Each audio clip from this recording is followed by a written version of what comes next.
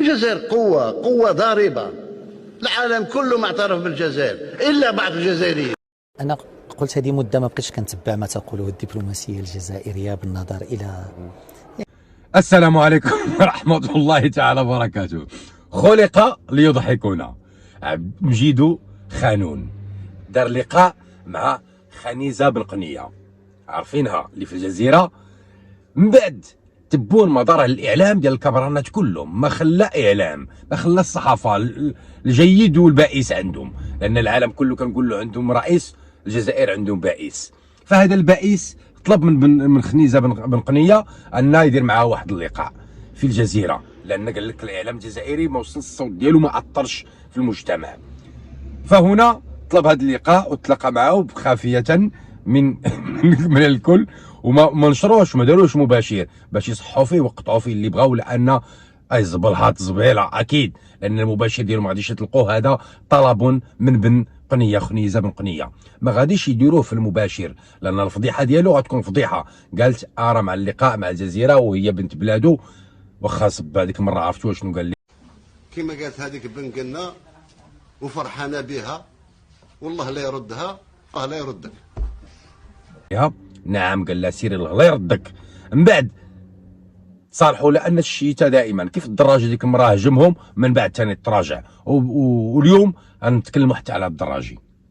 تبون ماذا قال اخواني اخواتي؟ دا انتم اكيد شفتوا، قال لك عبد المجيد تبون لقناه الجزيره نهار الثلاث ان العلاقه مع المغرب وصلت الى نقطه اللا عوده. مع المغرب اللا عوده، لان المغرب هو اللي قتل لهم 1.5 مليون شهيد اللي قالوا واخا ما كايناش، هو اللي قطع لهم الماء والضوء، هو اللي حرق لهم الغابات، المغرب هو اللي وقف لهم الشتاء، المغرب هو اللي وقف عليهم الماء ما بقاش عندهم، المغرب دار لهم مشاكل مع فرنسا، المغرب اللي دار لهم مشاكل مع ما هذا يا بائس يا خانون يا مجيد خانون. بديتها كتهرنط، ولكن يا ريت لو داروه لايف نضحكوا اكثر، لكن تقاتو خنيزه. قال لك سيدي قطعت الجزائر العلاقات مع المغرب عام 2021 وسط توتر متزايد بشأن قضايا بين النزاع بشأن الصحراء الغربية. انتم باش دخلكم كنتو تقولوا لا دخل لكم، الكذبه الاولى، لا دخل لكم في هذا الملف، وليتوا تخرجوا نفكم. تكلم قال لك عاوتاني سيدي بان البلاد ديالو مؤهله لدور وساطه في الازمه الاوكرانيه، وما كايناش شي بلاد تقدر توسط مثل الجزائر، فهي المرشحه باش توسط ما بين اوكرانيا وروسيا. واو، قوة الضاربة بالخلولة.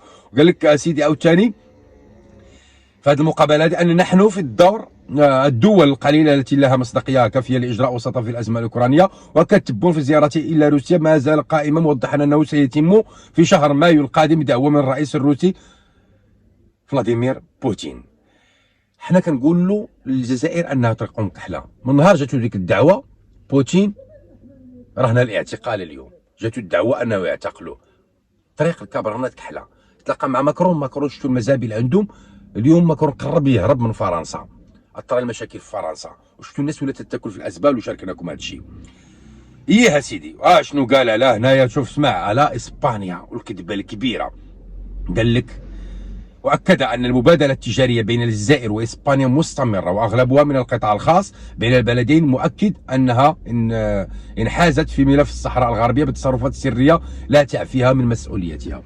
اولا الكذوب اللي كذبتي على الشعب ديالك على بصبع، ماشي على العالم. فعلى بصبع قلتي لهم بان الجزائر وحتى الدراجي نفسه حشر نفسه كيكتب في التغريدات ان الجزائر والاعلام ديال الجزائر تيقول بان اسبانيا مشات فيها، واسبانيا طيحت ما عرفتش شحال من مليار، واسبانيا ولات فيها المجاعه بسبب الجزائر. انا قطعت معها العلاقه لانه هما كيعيشوا على ظهر الجزائر وبالغاز ديالهم. اسبانيا دارت لكم النخاله، ما عقلتش عليكم، واليوم بديتي تتكذب على بصبع. قلت له انها مستمره، وغير البارح كتقول لهم ان قطعنا العلاقات وانا اسبانيا كلات عزبابها، ما بقى عندها ما تاكل، ما بقى عندها ما تشرب، والتجاره عندها وقفات، وكل شيء بسببكم انتم.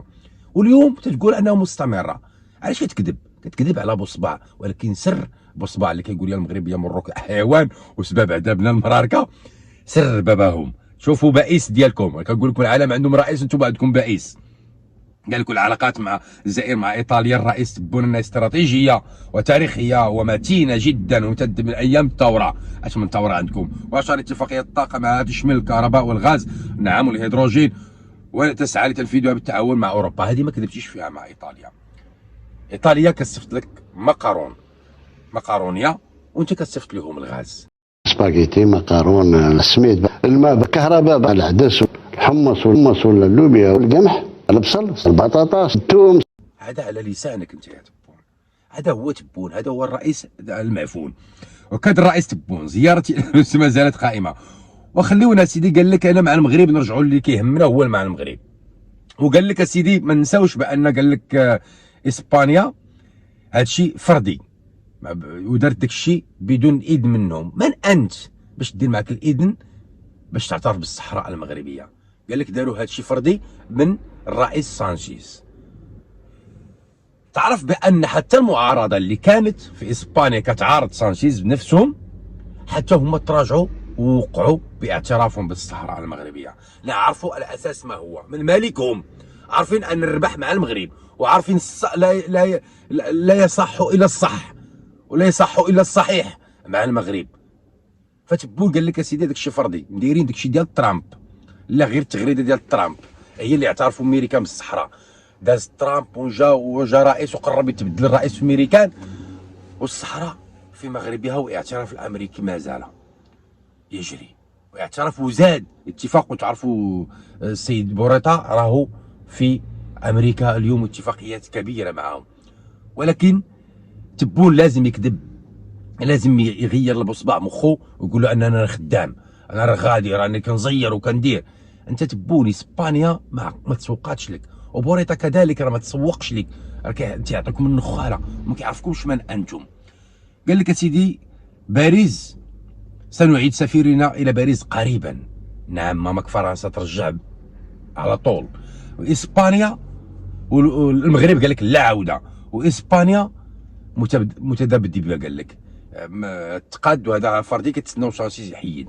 كنقول لك راه المعارضه اعترفوا وملكة اسبانيا اعترف، واسبانيا زادت العلاقه وما بقاش كتسوق لك وما بقاش كتشوف فيك. هذا هو الرئيس ديال القوه الضاربه، القوه الضاربه، القوه المشؤومه، قوه مشؤومه، لا حول ولا قوه الا بالله. ضحكوا يا اخوان، هذا هو الرئيس اللي كيعني الجزائر، وهذا هو اللي كيفتخروا به. وان عمي تبون وعمي شنقريحه، لكن بصبع قالوا له نعطيكم جواز. انتم شفتوا الناس في باريس كاين نغزوه الكبرانات دوك اللي صيفطوا شنقريحه باش ينظموا داك الشيء، كينغزوك قول عمي تبون باش يعطيك باسبور، قول عمي شنقريحه باش يعطيك باسبور. انتم شفتوا فيديوهات مسربه، ولكن هذا لا يهمنا. غير نسى عليك المغرب ولا عاودوا. كنتمنوا حنا مشيا بلا رجعه وما بغيناش الحدود. حنا نهار تفتح الحدود حنا غنديروا مظاهرات في المغرب. حنا الشعب المغربي كنقولها لك بدون استثناء، هذه كنتكلم باسم المغاربه لان كتسمعوا في كل مكان، الا البعض دوك عادل الاحسان قال لك دوك المجرمين ودوك الخوانجيه اللي كيقول لك علاقه، هذوك اصلا كيبغيو يريبوا في المغرب. اما المغاربه الاحرار اللي هما 99.99 اللي ملكيين وكيموتوا على بلادهم ما بغوش العلاقه مع الجاره الخبيثه. جاره الاوروبيه افضل لينا منكم مهما كان، كيبغيو هذوك الخير للشعوب ديالهم، معاهم استفاده والناس متقدمين. اما نتوما بوخنونا فخليك تصارع غير مع نفسك، غير مع كذوبك.